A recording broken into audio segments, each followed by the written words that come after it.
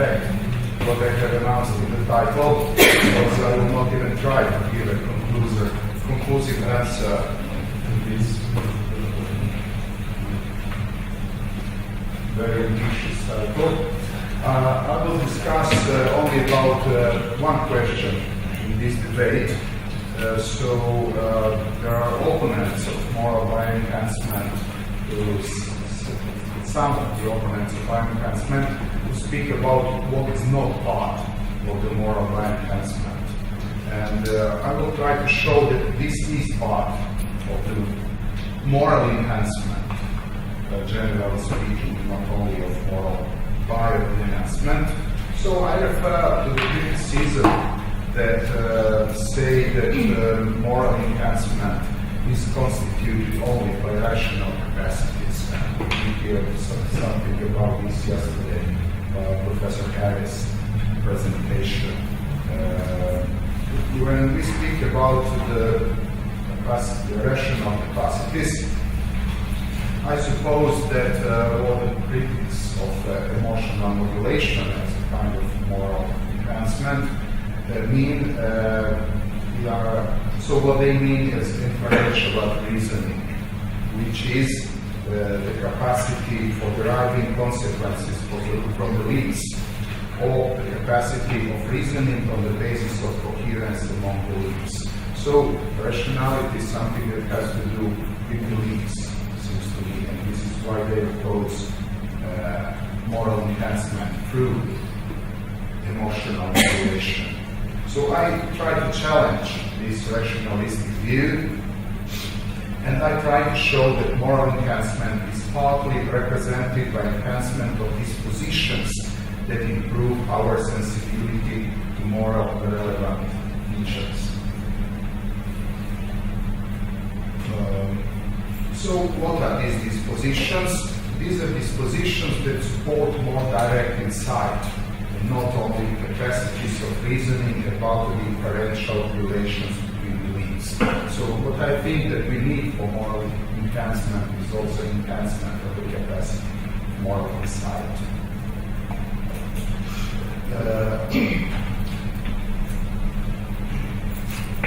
So when people speak about moral enhancement, they speak about different things, and it would be good to distinguish about all these things in the debate. Most ferocious criticisms go to behavioral enhancement. This is something we heard a lot about yesterday. So these are this clockwork orange scenario that's changing us in a way that some behaviors would be impossible to us. Then another possibility is emotional enhancement.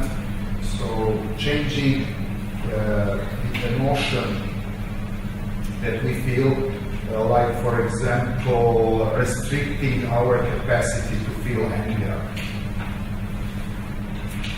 But possible kind of enhancement I'm discussing today is dispositional enhancement.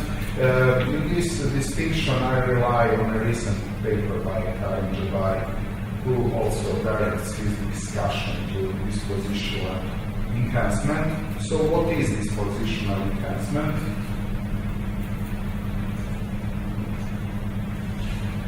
It refers to dispositions to feel responses that vary in different situations.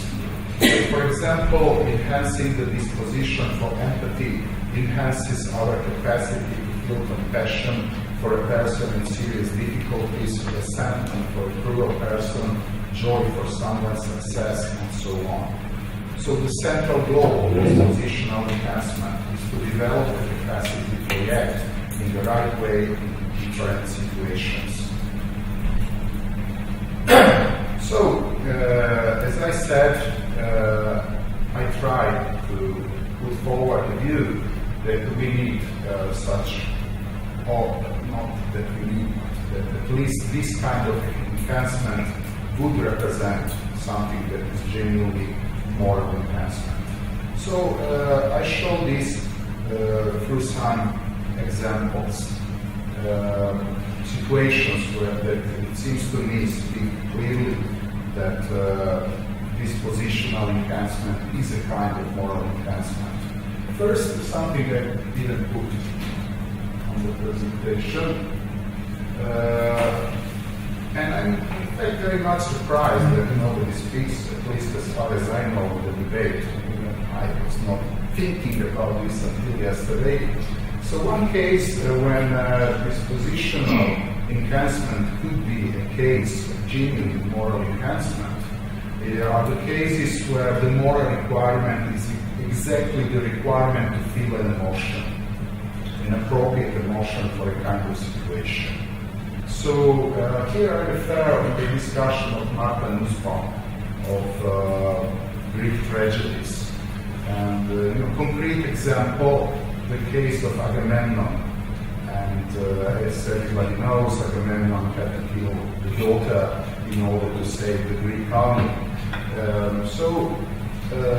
Let's accept the idea that I suppose most utilitarians will accept, that he realized what was his duty.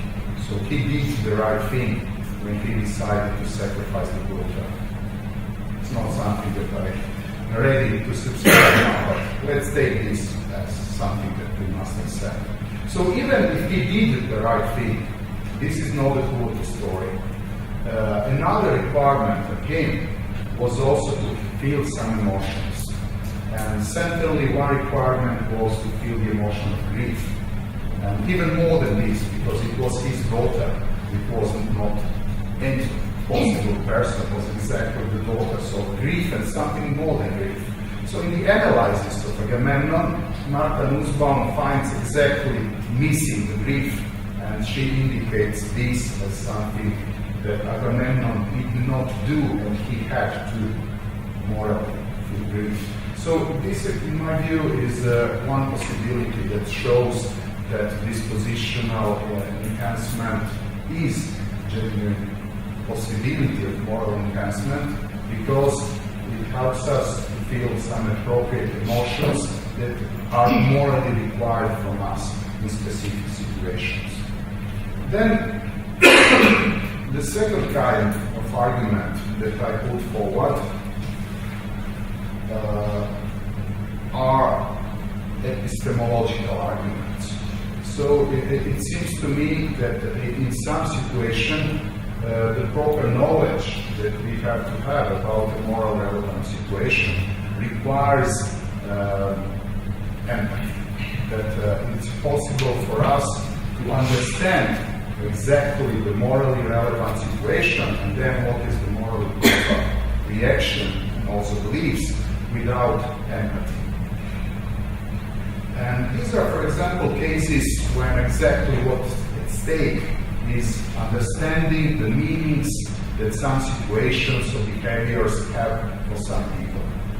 So here I rely on the book Miranda Fricker, Epistemic Injustice, and the way she shows how the concept of sexual harassment developed. So in the beginning it was very difficult. Apart from the victims, nobody else understood what sexual harassment. They even did not have a word for this. So for most of the people, what in fact is sexual harassment was felt like absence of sense of humor.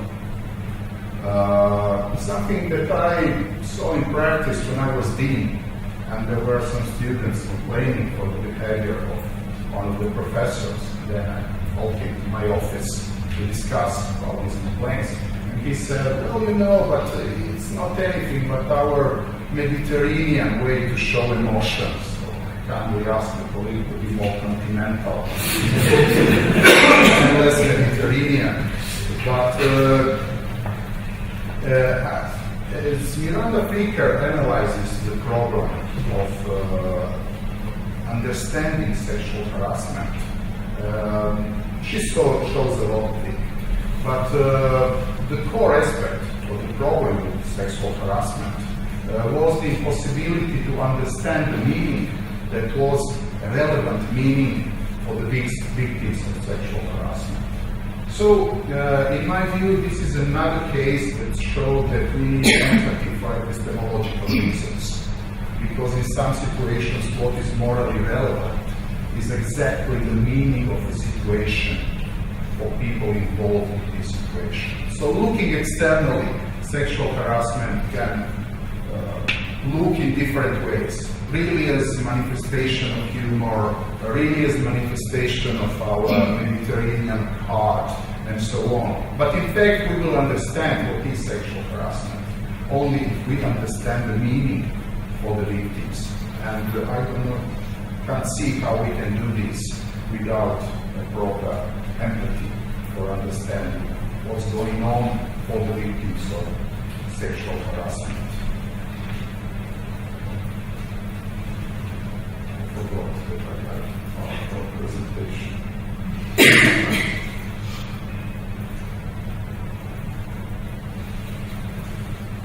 So, this first sentence is crucial, and the opacity of meanings that are important for some subjects represents the core of the problem. I cannot see how the problem can be resolved without improvement of insight in a specific case supported by empathy. Without empathy, there is the risk of last sentence, for example, to confuse this absence of sense of humor what in fact is a situation when somebody is humiliated.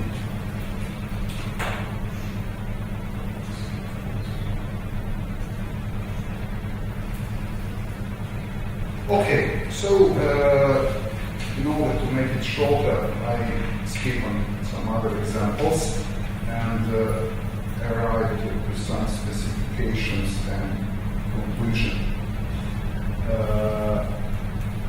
So my claim, what I affirm is that we need empathy, or at least dispositional enhancement as related to something that is morally required. First, as I gave the example, when what is morally required is a property to feel exactly to feel an emotion. The second case, when we need to understand the meaning of something for the people involved, like victims of sexual harassment. So, dispositional enhancement as part of moral enhancement. However, here is the part when I accept the lessons from the critics of the moral enhancement project through emotional regulation. And I agree with them that we need also a very important role for rationality. So we can't leave everything to dispositions and to emotions, because dispositions and emotions can go in the right as well as in the wrong direction. So empathy, for example, to put on us bias of impartiality, on the contrary, bias of partiality. So we can lose impartiality in beauty of empathy. So what's the solution? Very brief, just in order to perhaps it might be helpful for the discussion that we follow.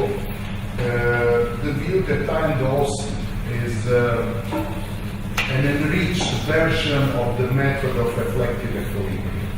So reflective equilibrium as a moral epistemological model says that when we look for what's morally right, we must look for the best coherent set of all our moral beliefs from various sources. But reflective equilibrium is enriched by cultivating our sensibility. And my proposal is not totally original. I imported, or at least my proposal is inspired from discussions about how we learn about morality from artworks. So artworks have, according to some authors, the capacity to nurture our sensibility that then is relevant also to help us to obtain better reflective equilibriums. Because one of the limits of the reflective equilibrium, as all other coherentist methods, is that there is a conservative bias. So dependently of the beliefs from which we start, then we will realize the best coherent set of beliefs. So it's not a totally virtuous situation, it's partly vicious as well. So this is why we need also improvement of our sensibility, or something that helps our beliefs. And I think that enhancing our dispositions is exactly what we need to render better and more helpful reflective equilibrium. At the end, just 2 sentences to clarify that for what everything I said, there's no reason to think that I have arrived to a difference of moral value enhancement. So there can be different methods of realizing the same enhancements I was speaking about, that is enhancement of our dispositions. I gave an example, learning from arguments, for example, and there can be very good arguments against moral value enhancement. So my ambition was only to show that it's not a good objection to say that improving our dispositions related to emotions is something that damages our capacity of moral reasoning. In fact, I think that this is something that must be integrated with our moral reasoning in inferential movement. Thank you very much.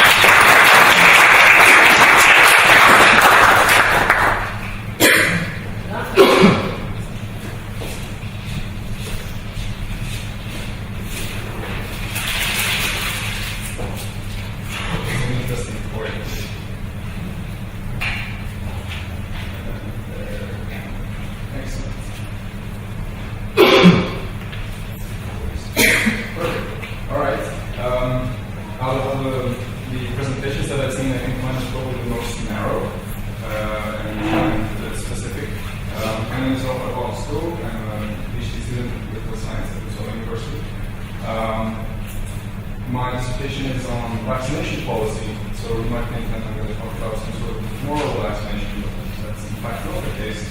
I'm interested in the types of pro-social motivations that might underlie the vaccination decision. So that's sort of my spin into this subject.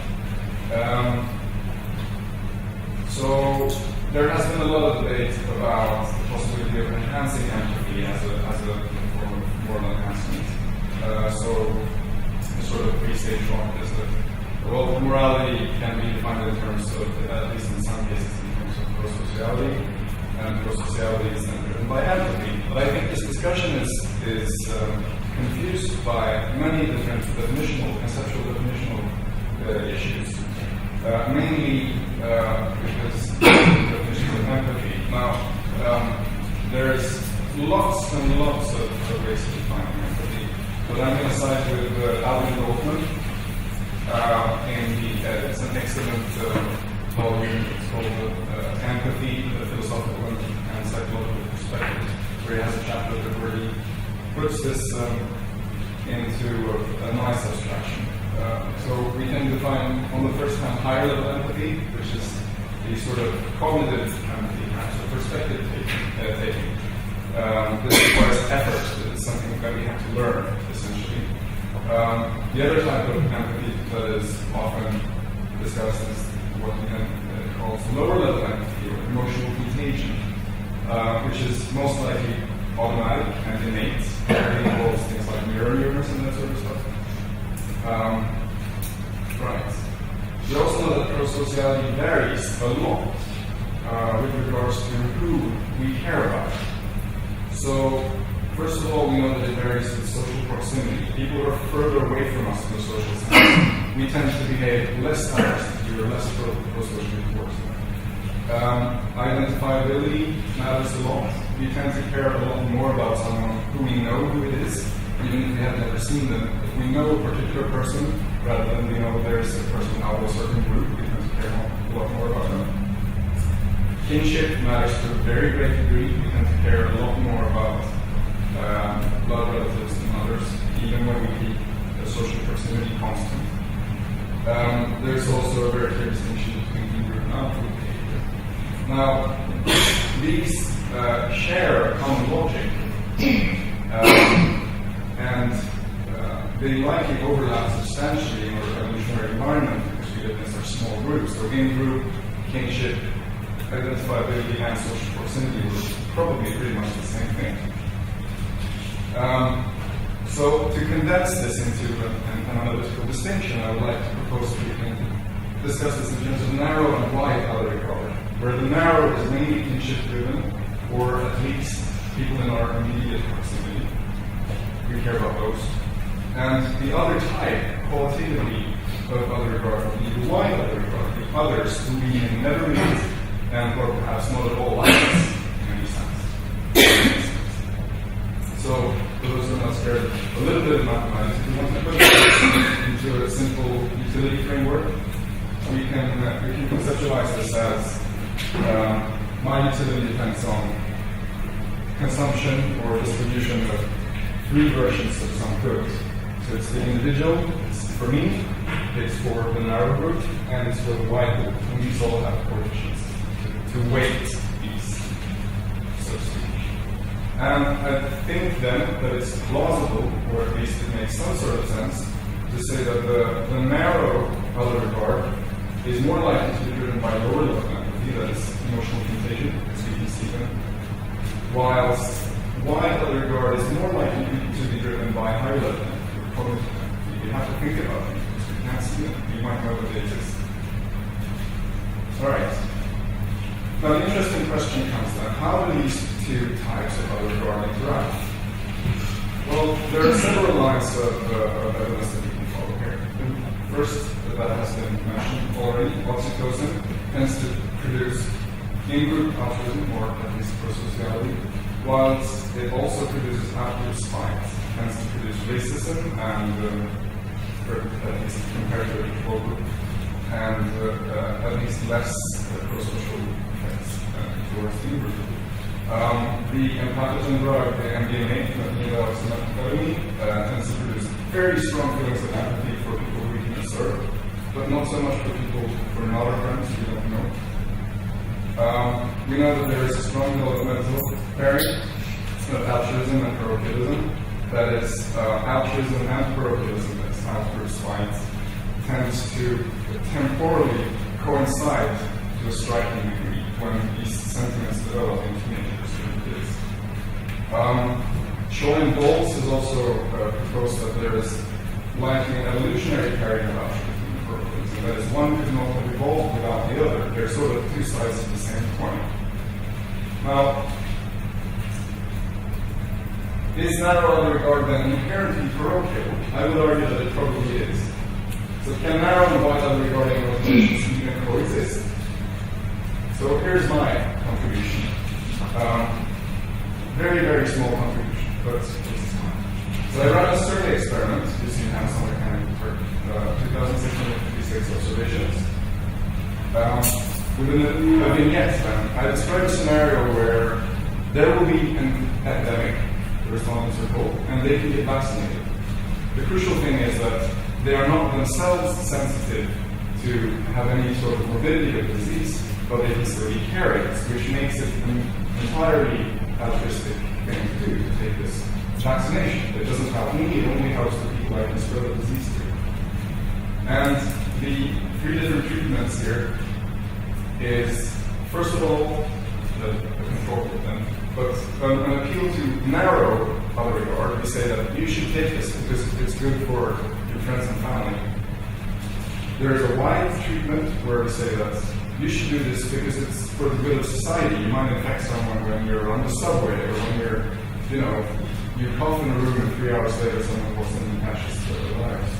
And then there's the next one where we both are used. So if we look at the aggregates, this is perhaps not very clear cut. It seems that both the narrow and the wide treatment actually produces increased transmission propensity. Now the question is that because everyone responds to both arguments, or is it because we have two different types of people who respond to either?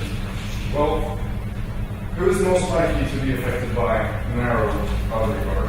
Well, it's people that have someone very close to care about, obviously. So I then tried separating this data, on the one hand, into people who are care-bonded, that is, married or cohabiting, and who have children. And the second group who have neither.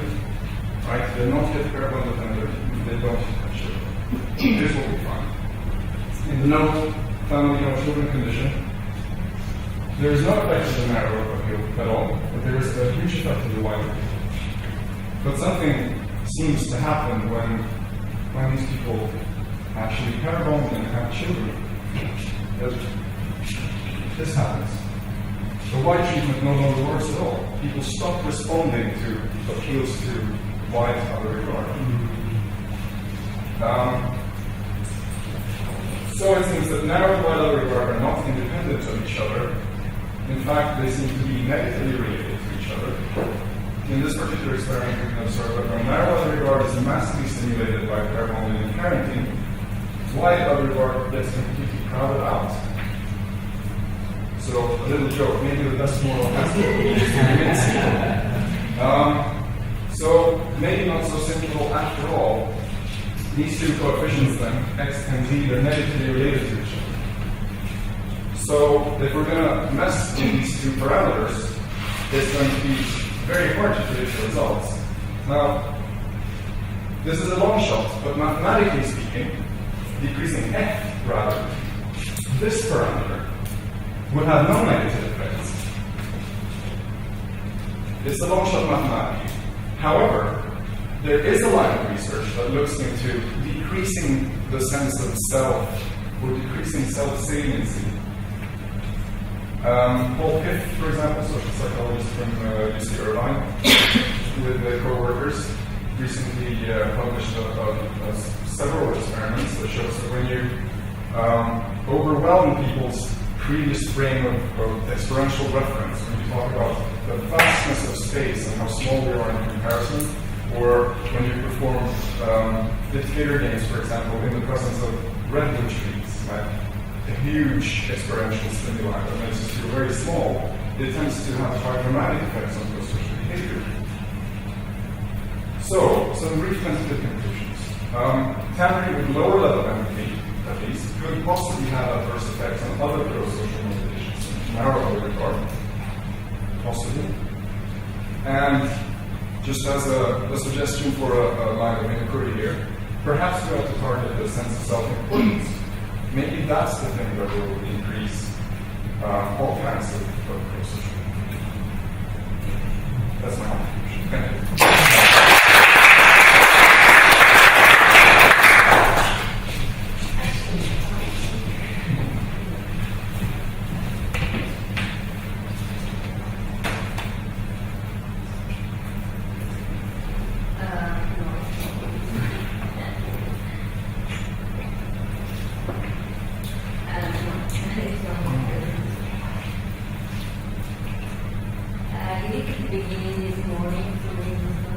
Can you just come here for a second?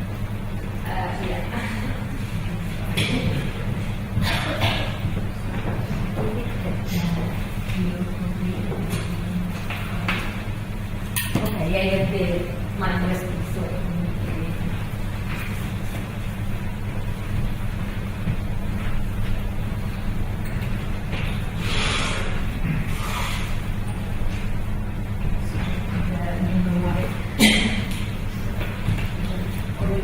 Last week was very intense.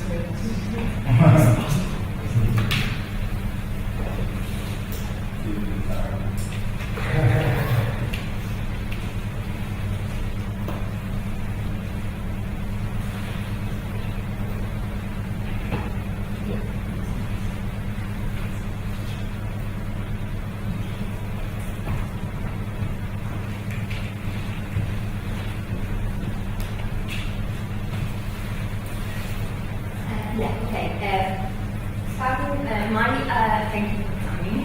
And my approach to the issue of human enhancement is the one of rational decision maker, the decision making theory. So I apologize in advance to the specialist.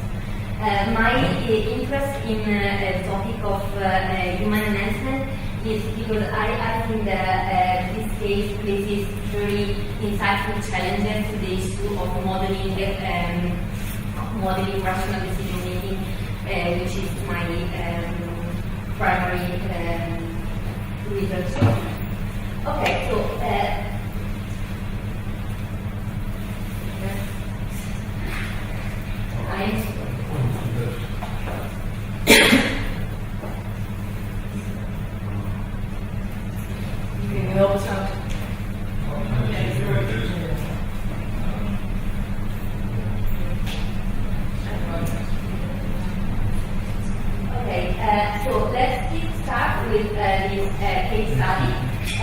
that we are in a technologically advanced scenario, and there is a genetic engineering intervention available for enhancement, and fetus undergoing this treatment will experience a 20 centimeter age increase with respect to the natural endowment. And the intervention must be, of course, authorized by prospective parents. And we have Alice, which, like all other parents, is expecting a child, and she has to balance the benefits and disadvantages of being above average age. For example, her child, I imagine, will have more chances as a basketball player, but fall short as a professional jockey or dancer. And the question I'm interested in is, should Alice authorize this genetic intervention? So, I don't know what to say. So, in addition, I would like to justify the work throughout this presentation is that from an individual's perspective, this decision doesn't seem to have a straightforward correct answer, and Alice might not be willing to take this decision, or she may want to defer it. And I think there are too many kinds of reasons why she could have this attitude toward the decision. One is what I call epistemic uncertainty, as I will show more details later on. The informational status is very, very messy, and there is empirical uncertainty over facts. And the second order of reason I call moral uncertainty. This decision has severe consequences. Alice is going to influence her child prospect for a lifetime. There are responsibility and accountability issues, and all this kind of ethical reason we are arguing about in this conference, so why we can think that human enhancement is permissible or legitimate. And my insight is that these are sound and valuable motivation, and should be acknowledged of in an adequate decision theoretic model from a normative viewpoint.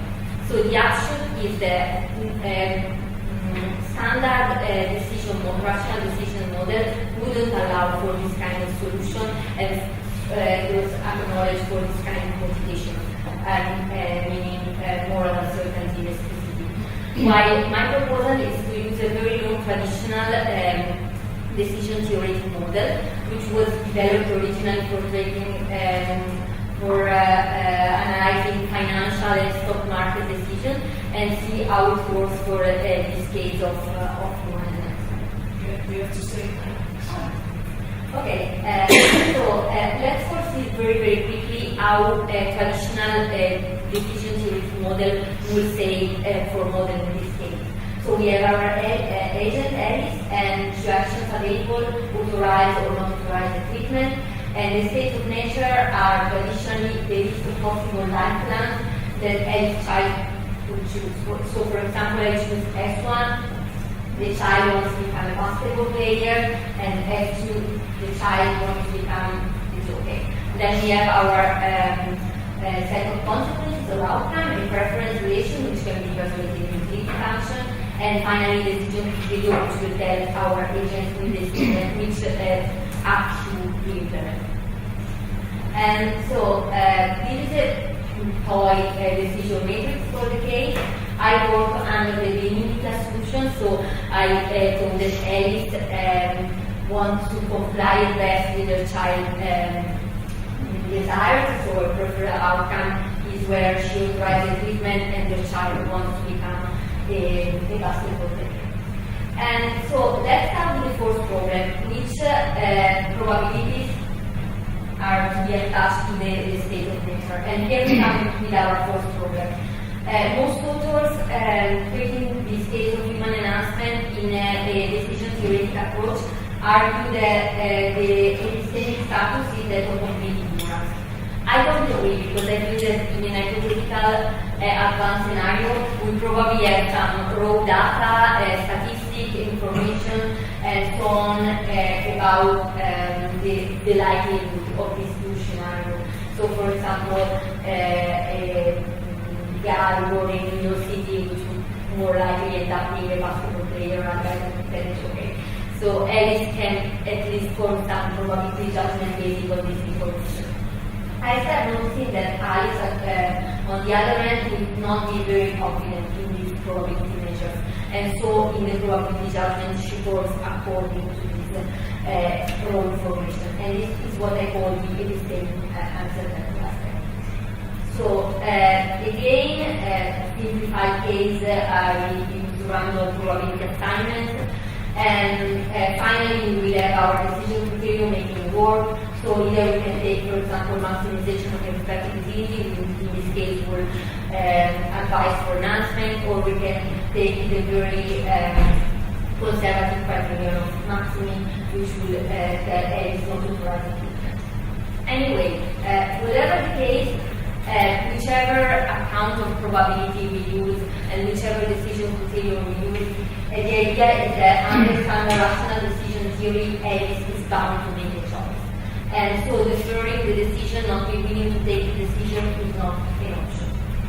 That's because deferral is not very popular among decision theories. Deferral usually is thought to involve preference indeterminacy, and usually comes at some cost. Let's think of the case of the unlucky Buridan task, who can decide, and so ends up starting. My idea is that in this case, when deferral can be considered leading into nature, in a very highly sensitive context, may avoid this charge of irrationality. For because the preference are determined, we have the believing assumption, so it's not the case that there is indifferent between scenarios and options. And also because it doesn't seem to be a straightforward code of deferring for different decisions. And so another decision model should allow for deferral as an option in some specific context like this case. And so I decided to introduce this very non-standard computer decision model that Baccarini develops. And the idea of this model is that the larger the stakes involved in the decision, the more confidence is required in probability judgment for it to play a role in the decision. And so the choice of which probability judgment the agent uses in the decision changes on the basis of the decision she takes. So for decision involving higher stakes, an agent must have more confidence in the probability judgment to use this probability judgment in the calculation. So, and this also allows for the probability of deferral. He said, if you're not sure enough, say so. So if the confidence is there in some probability measure doesn't match the stakes of the decision, it can be reasonable for you to defer this decision, not to be willing to take this decision. And so, I'm skipping this one, and yeah, this one as well, because here the model is extremely technically complex, and so I want is a financial guy, so unfortunately. No, before. Okay, I won't give all the details here. The idea is that he creates this set of probability judgment in false confidence level, and the confidence level stands for all the probability judgment in the agents falls with that level of confidence. And then we have the stakes of the decision and the quotient coefficient, which associate each stakes with an adequate level in the confidence level. And so then we have this very dreadful equation, which is nothing more than standard cost-benefit analysis, so maximization of expected utility. But the probability measures here are provided by the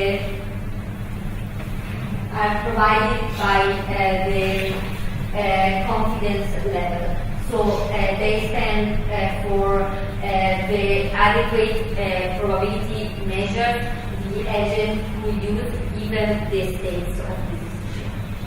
And so we can have the case where if the agent is not confident enough in the probability measure delivered by the stakes, she can form adequate probability judgment to use in the evaluation. And so she can compute whether the expectancy of one act is lower or greater than the expectancy of another.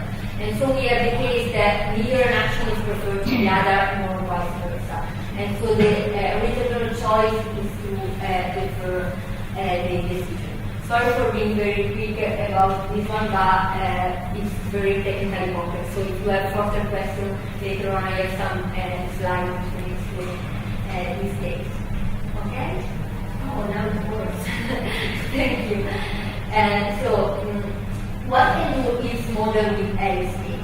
I think that it can visibly acknowledge for some of these motivations for deferral or for not willingness to take the decision I outlined in the beginning. So I think that the idea that there is great moral uncertainty can be modeled by this account of stakes. So the stakes involved in the decision are probably very high, and also the cautiousness coefficient of the agent will be very high. And then for the side of systemic uncertainty, we can say that Alice has very low confidence in the probability judgment she has formed using the available information, which are the very low statistics and the information she could have about the future prospect of her child. And so we have exactly the case of deferral, so when the confidence level in the probability judgment doesn't match the stakes. And so now Alice can reasonably defer, not being willing to take this decision between authorizing or not authorizing here. So for the conclusion, why I think that this model is promising and the case of human enhancement gives us very useful insight for how we reason in ethically sensitive contexts. This model allows for the decision of deferral as a reasonable choice from a normative viewpoint. So it gives a normative rationale for something that seems intuitively appealing to us, and provided that we acknowledge for those concepts of stakes and confidence level. And so it accounts for this plausible psychological and ethical motivation, which also was the case of human enhancement. And as last remark, this model I think is very interesting because for the case of human enhancement, of course, you can say deferring the decision leading into nature is equivalent to not authorizing the treatment, right? But I think that from a motivational viewpoint, from a psychological viewpoint, this is different from like banning the treatment or saying we are not authorizing the treatment from a decision-making, a rational decision viewpoint, because this model, in terms of stakes and confidence, allows for changes in our behavior. So suppose that Alice is faced with this problem in 20 years' time, maybe the epistemic status has changed, our current understanding of enhancement has changed as well, and so this model could not address the decision in terms of deferral as well. So I think that this case of human enhancement really provides some interesting insights for the issue of how we can model decision-making behaviors in this very ethically sensitive context. Okay, thank you very much. And thank you and sorry for calling me technological.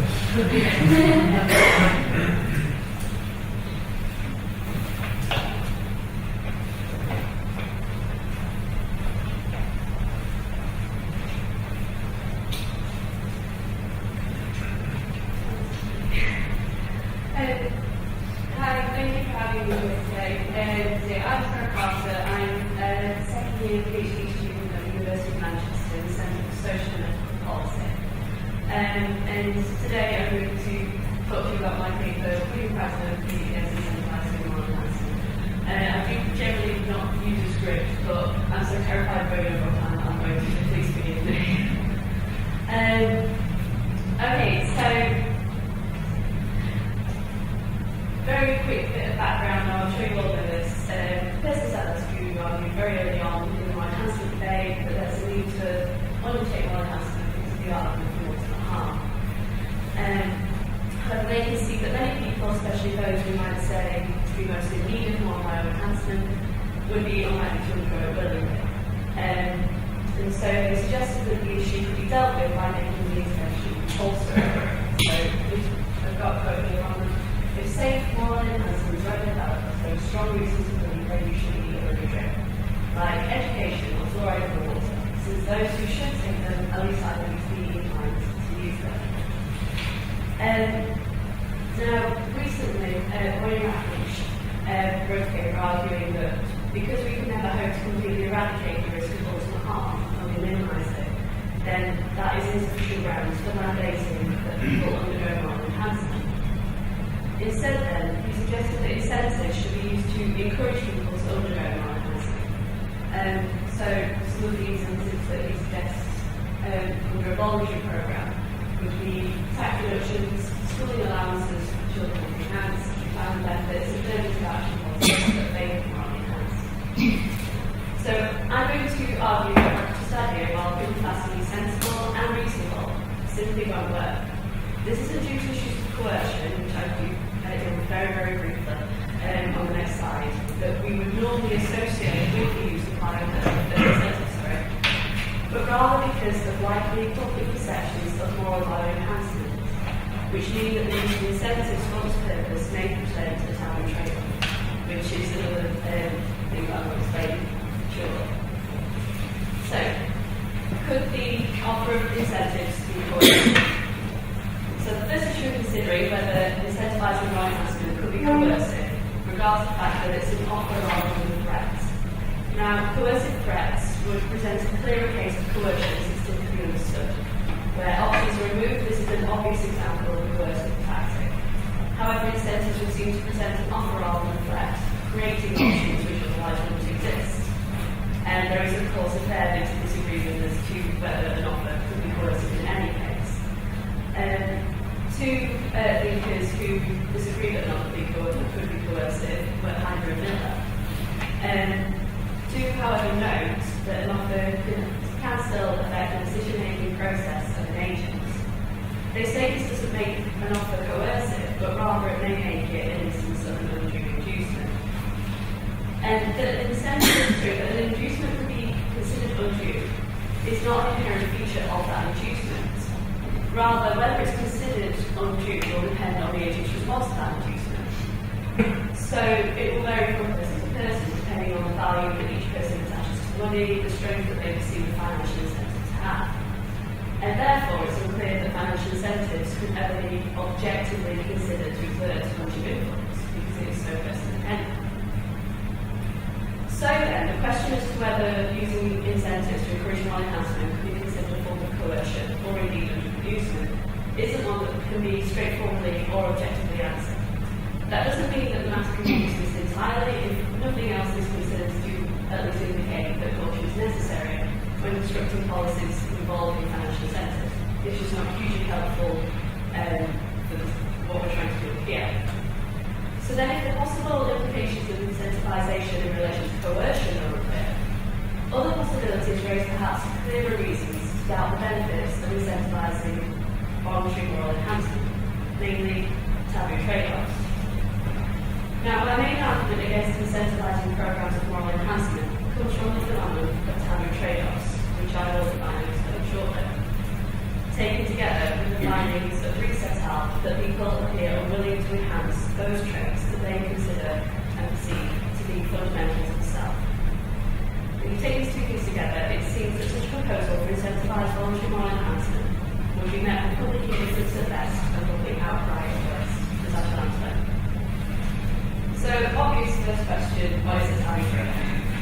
McGraw, Schwartz and Tetloff define taboo trade-offs as being those that entail comparisons of the relative importance of secular values, e.g. money, time, convenience, with sacred values that are supposed to be infinitely significant. Because in short and simple terms, taboo trade-offs basically involve trying to put a price on something we consider to be priceless. Now, McGraw and Tell's research indicates that people do tend to respond quite strongly to taboo trade-offs, with common reactions including moral cleansing and moral outrage. And if you have ever tried to pay your grandmother for babysitting, you might have some idea of what I mean. So, how do incentives fit in here? Parker et al. Noted in a study regarding public attitudes to policies incentivising healthy behaviour that, quote, incentives may represent an attempt to put a price on something that many feel ought to be priceless. But then what would this priceless thing be in the case of voluntary moral enhancement.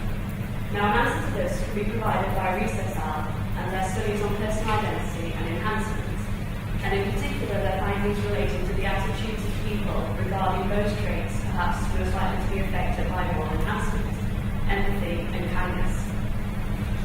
Now, research by Research Lab demonstrated that young people are more reluctant to enhance those traits that are believed to be fundamental aspects of their self-identities than traits that are believed to be less fundamental.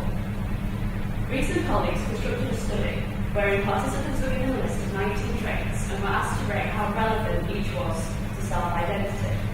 Participants were then asked after to indicate whether they would be willing to enhance each trait. As you know, here, it's a numerical exercise rather than just trying to put the traits against one another. And the two questions were asked separately.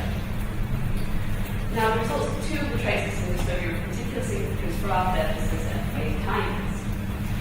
Empathy and kindness were also rated the most fundamental to self-identity out of the 19 traits listed. And also with only 30% and 9% respectively of participants willing to enhance these traits. And these were the lowest figures for the entire study for willingness to enhance. For this reason, it was possible that Rakic's proposal of incentivised volume on enhancement presents an example of a type of trade-off. For if it is indeed the case that people consider traits such as empathy and kindness, which of course will be likely to be effective for the use of moral enhancement, to be fundamental to their personal identity to such an extent that it makes them unwilling to enhance those traits, then it would not be a logical assumption that people would be inclined to consider those traits priceless. Therefore, an offer of financial incentives to encourage people to undergo moral enhancement of those traits that Research research suggests people consider most fundamental could be a clear case of an attempt to put a price on something that they consider ought to be priceless, a type of trade-off. Now, one counterpoint to leading this line, namely that the participants and those that share their view that there are such things as fundamental and changing aspects of the self, that they're mistaken. But I don't think that this counterpoint really stands because it doesn't matter. Because even if those people are wrong in their view, the fact of the matter is that this is what they do believe, and so it will influence their decision as to whether or not to enhance. And as the purpose of this whole exercise is to encourage people to undergo moral enhancement, we need to acknowledge that, and we need to find ways to work with it. But could there be a different approach to encourage participation? In the same paper, recent colleagues noted another study, which suggests that people are far more willing to enhance fundamental traits if the interventions are reframed and marketed instead as enablements rather than enhancements. This is perhaps due to the term appealing to a notion of unlocking potential, which could be perceived as far less threatening to the notion of identity than outright enhancement of a fundamental trait. So then one could argue that Research Lab's findings regarding a willingness to enhance fundamental traits needn't prove too problematic for incentivised programs of moral enhancement, just as long as they're reframed as enablements rather than enhancements. However, it isn't clear that this reframing would work in this context. First of all, in a general sense, because the trait examined in the reframing study was that of social comfort, which is basically being comfortable meeting new people. And that was a trait that was considered to be far less fundamental than the traits of empathy and kindness. And it was one which people were already far more willing to enhance. It was 26% willing to enhance social comfort, where it was only 39% for empathy and kindness. Also, even if this marketing approach of reframing enhancements as enablements could work in this context and was implemented, given the financial incentives on offer, it could perhaps be a concern that people might become, for the better term, suspicious. A study by Pride and colleagues in 2010 indicated that people are aware that higher incentives indicate higher risk of clinical trials. It's not great leap to assume that these suspicions and this kind of thinking could be relevant and applicable to incentivize voluntary moral enhancements, especially when it's being pitched as something that's a benefit to the enhanced or rather enabled person in particular. They're exactly so good for me, why they're offering me so much, what's the catch? But it seems to me that in the problems that incentives cause, the suspicions that might be raised, a simple solution seems obvious: remove the incentives. Continue with the enablement, reframing angle and marketing the intervention. Just remove the incentives, thus sidestepping the suspicion traps from the previous slide. To offer a different marketing strategy, such as the enablement approach, and remove the incentivization aspects, this would just leave us with a better promoted version of ordinary voluntary harm, and a prospect that seems to be far less controversial than that of incentivized voluntary harm enhancement.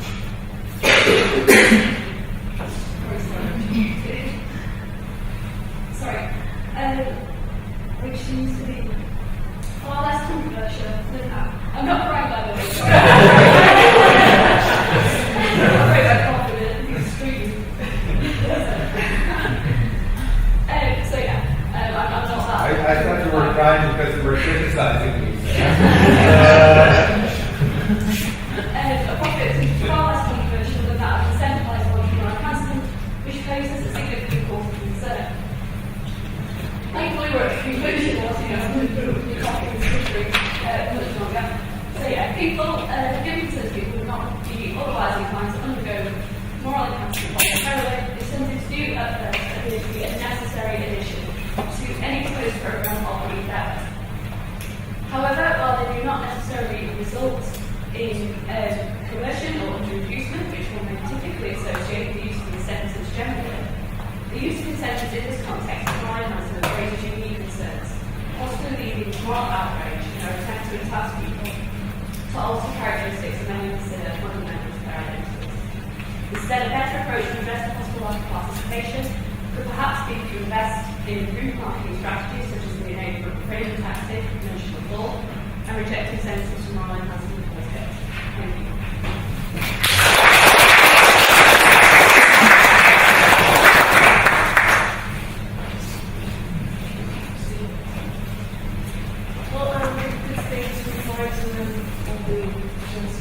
Here and the opportunity to ask questions.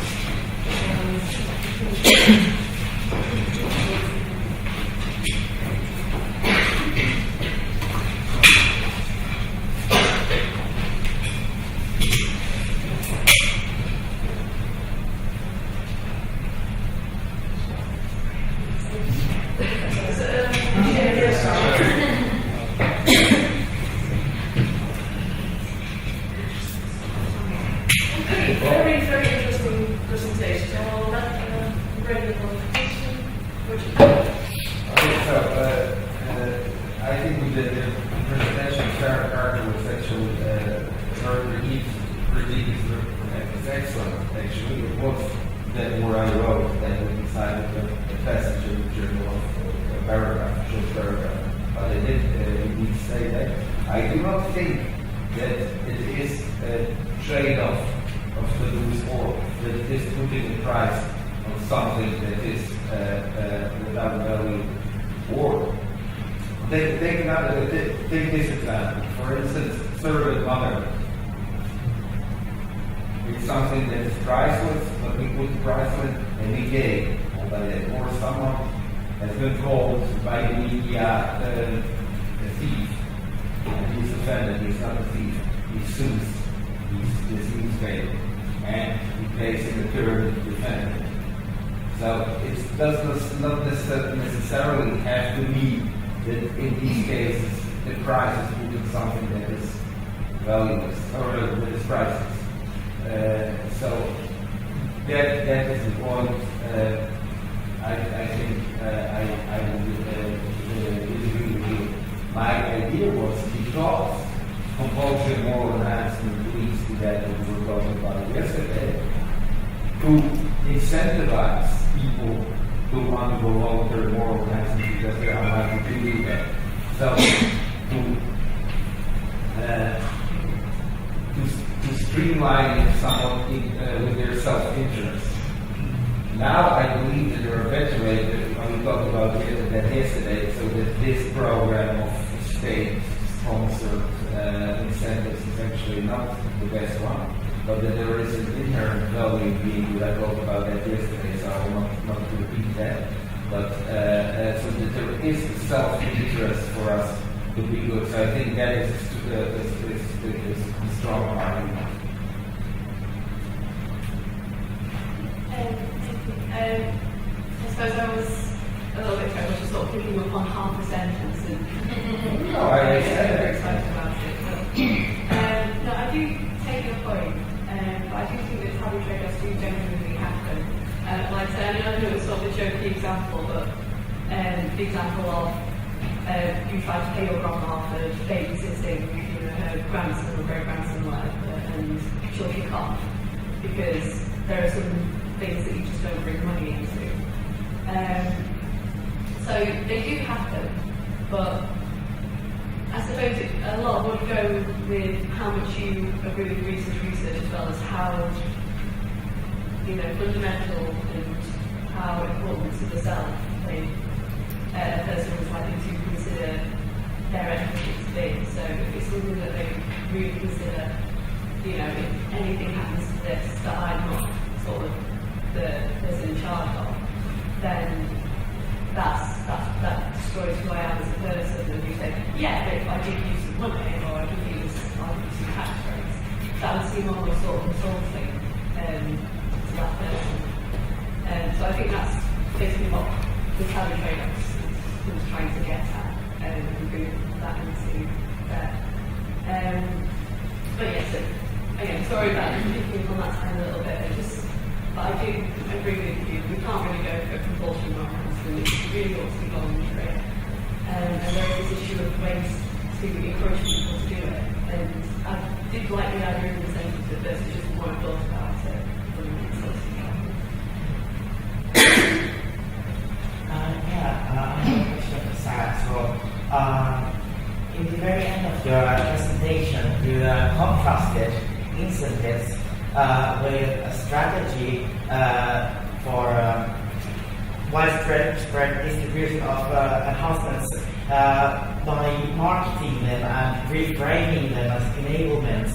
And this confuses me because I fail to see a significant difference between incentivizing in intangible goods like money or tool, which is, okay, it's not physical, it's more a conceptual thing too, but anyway, and the kind of incentives that marketing uses. I mean, why did you buy a shower gel that you chose? It's maybe because you were kind of incentivized to buy it because you get this kind of idea that maybe it makes you more attractive or something like that. So it's basically marketing relies on incentive. You're trying to give a psychological incentive to do something, and this incentive usually has to do with some kind of gain that you want to get in life that you might or might not possibly get from that good. But in any case, reframing and marketing, to me, they look like incentivizing that is not done with money, but with other goods. I think that is a good point. I think with the incentivizing by way of just sort of pitching it differently by saying, oh, well, they will be good for you. I think that with that, it can stand alone and it doesn't have to worry about the salary trade-off issue because you're not trying to put price on anything there. You're just sort of saying, oh, this would be nice for you to have, and as I said before, if you still don't keep the financial aspect, you can run into difficulties that people might become suspicious. Really a very sort of cynical world after all. And also the sort of reframing and offering incentives in that way. That's very good to sort of incentivize the enhancement generally because this reframing sort of almost takes away. I mean, I know it's semantics and it's just almost like wordplay, but it takes away this perceived threat to identity because it's almost like, oh, I see, I'm unlocking potential, I'm just being who I'm supposed to be, sort of thing. Whereas enhancement is, I'm going further than I'm supposed to be, if that makes sense. Sorry, I didn't answer the question. Ronald, do you want to? Yeah, just to comment on that as well, briefly. There is a large literature in behavioral economics that shows that money is a very particular good. It does something. There are study experiments by Kathleen Gross, for example, that show even if you just have money with a dollar sign in a room, it will be different.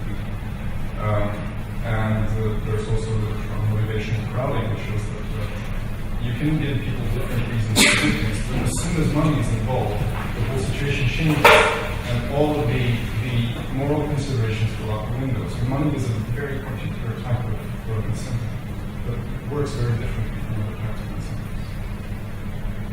Now I would like to invite also to ask questions to the other ones as well. So who would like to ask a question? So I really enjoyed, of course, your talk since it's kind of related to what I was talking about yesterday. And I think it's a really interesting thing about changing the weightings between self and other in that way.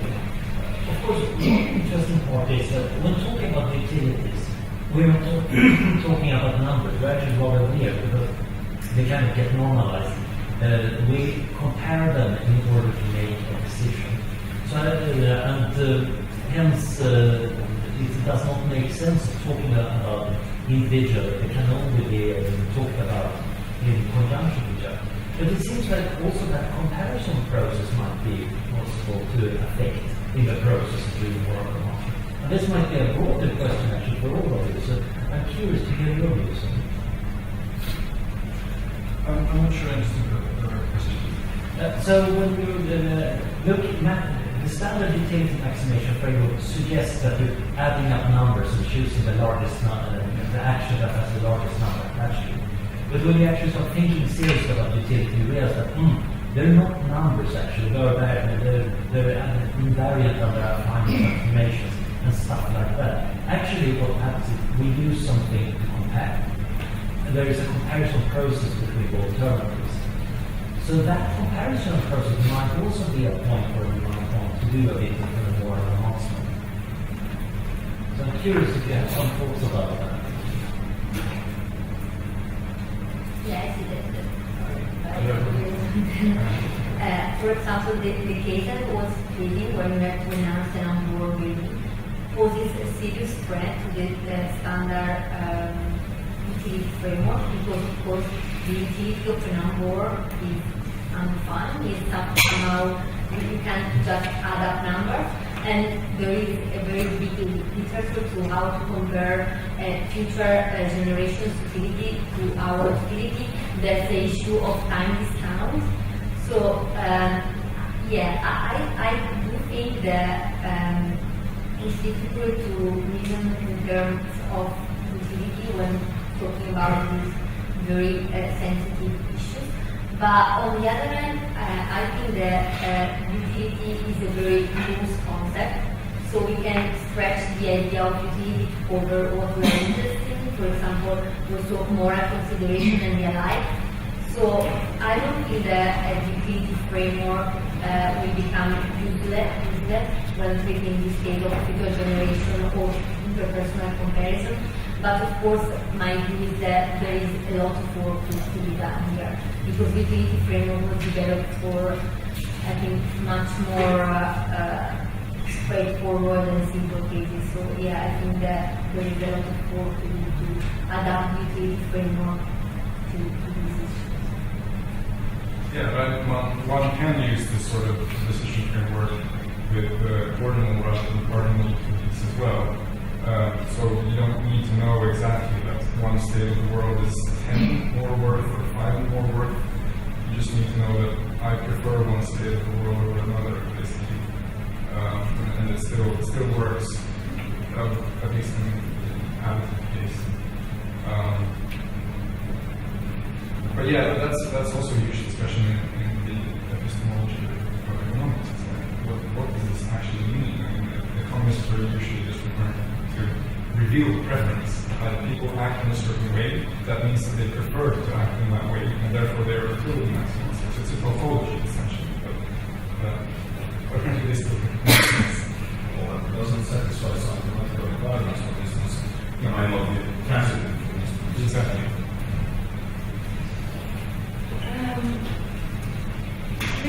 For all those who don't want to ask a question, if you would invite us short and sweet, well, sweet is not as like it's short.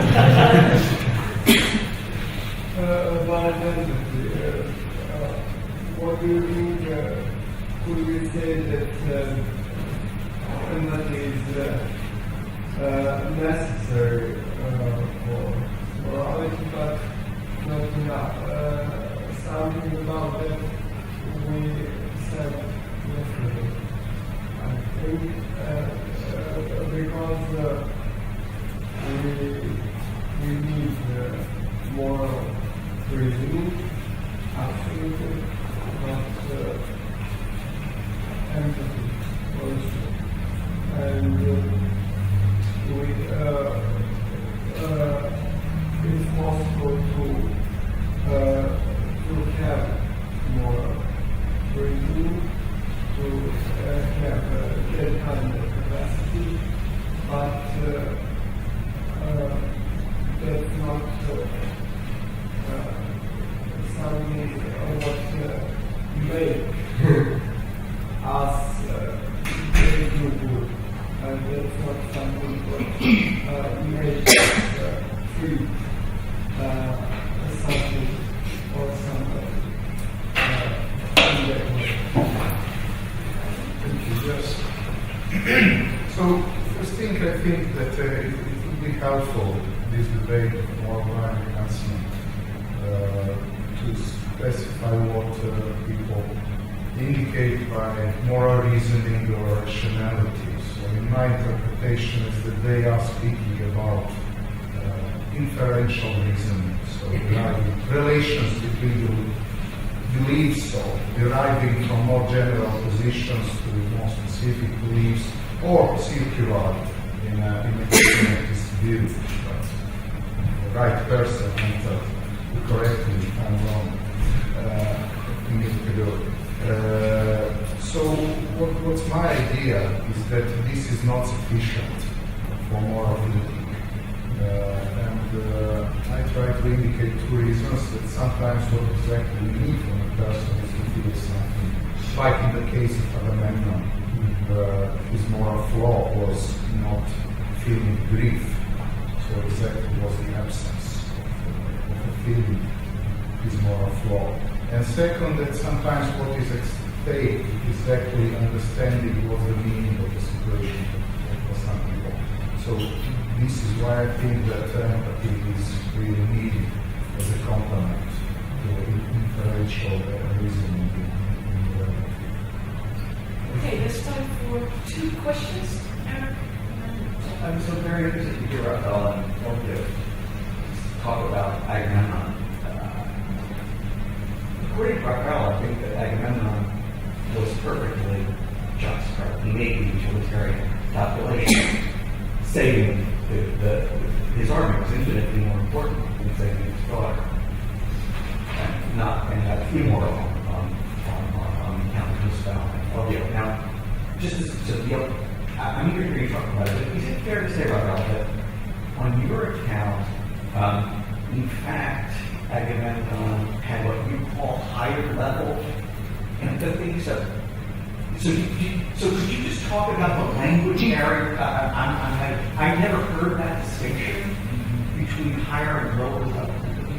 I think in this book, it sounds to me like higher level empathy is what LBO means by cognitive control, or what we usually mean by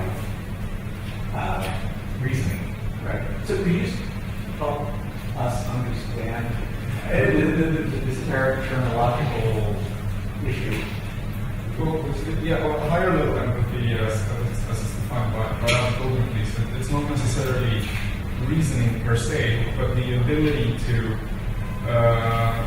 think of how it would be to be in someone else's shoes, rather than the automatic process of emotional contagion. When I see you in pain, I feel pain. There's a qualitative difference between I don't see you, I don't know who you are, and someone tells me you're in pain, and I can sort of imagine how it is. It's precisely the capacity that people like LBO usually say utilitarians don't have. Oh. Would you? That they have to in excess, right? The problem the complaint is usually, your complaint about LBO is that he doesn't care enough about the person on the other side of the yeah. So this is a way of saying, actually, you do. Right? I'm sorry that I confused Well, as for me, I'm a complete agnostic when it comes to ethics and like more agnostic than I don't know. I have no idea what I'm saying. There's probably, in reality, a qualitative distinction between these two types of phenomena. I think the arguments for that are very clear cut. And they probably drive out of regard towards different types of people. And so my only argument is that if you tamper with one, you might get unintended consequences with the other. But I'm not saying that either one of them is preferable. I'm not even saying that they should maximize qualitativity or anything like that. I'm an agnostic when it comes to theory stuff. I'm a scientist. I'm not supposed to be talking about it. Because then we have a very long lunch break, so we can continue that. Yeah, I think. Very short, because I have very important also to ask.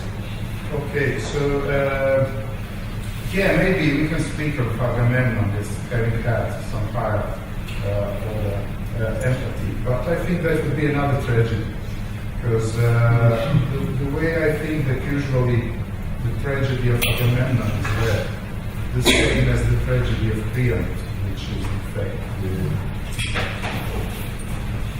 Antigone, yes, is that the two kings are two people thinking in terms of duties. I'm even not sure that we can describe them as utilitarians. So my tendency is to think more of them thinking about internal duties. So what is the duty of a king? So I would rather describe them as Kantians than as utilitarians. So what was missing is that other part of morality, is the feeling. So what was missing in Agamemnon were grief for the daughter. I mean, it lasted for more or less half of the night, but the day after he was such a good king. So the same for Creon. What was missing, in fact, was compassion for Antigone and her grief for her brother. So this is the contraposition I'm able to see. So we could have also two people, different people, Agamemnon and Creon, having a very large kind of empathy, feeling, oh, all these people in my town, or all these my soldiers. But it would be a different story, so less interesting for my argument, because I wanted to show a possible way to reply to the critics of the moral enhancement through emotional modulation or modulation of dispositions. What you were showing, in fact, would be very much, would not be an objection to me in consideration of my dialectic target, which were people insisting on the rationalistic view. What you are describing would be more enhancement, dispositional enhancement as the solution to this limited enhancement. It would be a different dialectical target. Okay, I would like to make two very short points. First, I would like to comment on what Paulina has said, because I think that your example about subject matter was a little bit misleading, because it is not motherhood that is right here, but as Donna Dickerson puts it, reproductive labor. And my second point is a question to Ahlskog. I find that study you have presented us with very interesting, but I'm just wondering whether it was really empathy what was measured, or rather benevolence, that is readiness to benefit others. Of course, you can say, come on, they are related, interrelated very closely. Definitely they are, but they are still different. Because I can imagine scenario, for example, you actually don't feel any empathy towards someone, but still you recognize your duty because of your social role to benefit. Okay, I said I haven't an announcement to make, that's what I'm saying, but I did mean it in the following way. So you cannot get your child and then you pay for that. So in that sense, something that is priceless gets a price. You also can say there's bad distinction between reproductive labor adequately and reproduction and are also Okay, so the announcement is the following. You have the opportunity, if you wish, this evening to have a tour through Belgrade. You can register for that near Thomas Club. It's next to the door here. Dinner is was one of the options, but because no one registered until yesterday, there is no dinner involved. But Tomislav says that you can go to Skadavria with him. That is Bohemian Quarter, and if you wish, then after this tour of Belgrade, have dinner there with him. But it's of course up to you to decide. But if you wish, you can register right behind this door. Tomislav is name. Let's join me in recording the thing.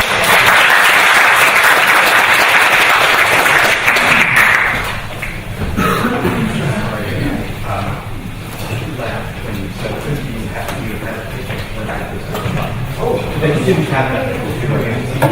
First of all,